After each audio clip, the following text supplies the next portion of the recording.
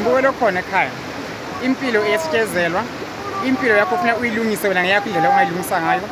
sikela nesithunywa noma unedlozi noma unani unako kuyisipho sakho kufuna mbukelo khona ekhaya ukusukumele ukhambele ukulungisa kuze kulunga mbukelo khona ekhaya indle Roma ayakhiwa ngelanga lilodwa yakuphela mbukelo khona ekhaya ukuthi abantu bathini bohlezi bakhuluma abantu uyahlupheka bakhuluma uyaphumelela bakhuluma unemali bakhuluma unamali bakhuluma elotshola bakhuluma elotshola uyakhuluma so mangabuza nakabantu lokufika indawo mbukelo khona ekhaya abantu okunye abakhuluma ukuyiko okunye akusibo kodwa ngithi mina ngicela ukuthi wena wenze okusenhliziyo yakho nokufunako ukuze impilo yakho izohamba kahle ukuze impilo yakho ibe right mbukelo khona ekhaya ngithi mina impilo mbukelo khona ekhaya ayisilula impilo mbukelo khona ekhaya iyasikezelwa idlozi mbukelo khona ekhaya adlali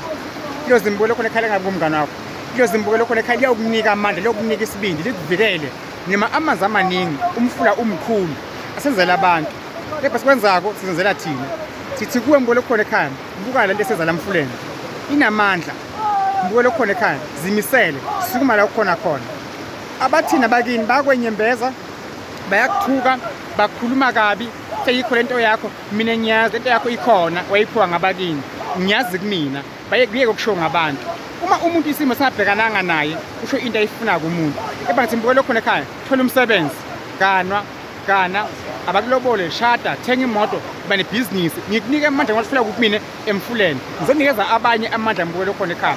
into yasemfuleni mbukelo khona ekhaya yangena futhi ngehlonipha futhi ngiyazimisela futhi ngayo ufuna ukubona amandla moyo ngcwele moyo kuphila ngisemfuleni kusamakhosi amandla embukelo khona ekhaya ukula njengamanje makaphumeke kwala kufisile thola umsebenzi isithunywa idlozi abolekise ngemali bamthatha emsebenzini athole isikhundla uyasuka umnyaka kosamakhosi ungamlahli umsingathe vala izingozi samabhadi nemashoko samakhosi makubene kuphila kusephakathi amen and prophet Dlamini ungakhohlebiza nabanye mbukelo khona ekhaya izobukela amandla izawumprophet Dlamini kuphi emanzini mbukelo khona ekhaya ngiyakhuleka ngithaza mbukelo khona ekhaya ngicela nibe ngabalandeli bami ngiyanithanda kakhulu nginiphikisa njalo kuze kuse kugcinene inkosi nibusise haleluya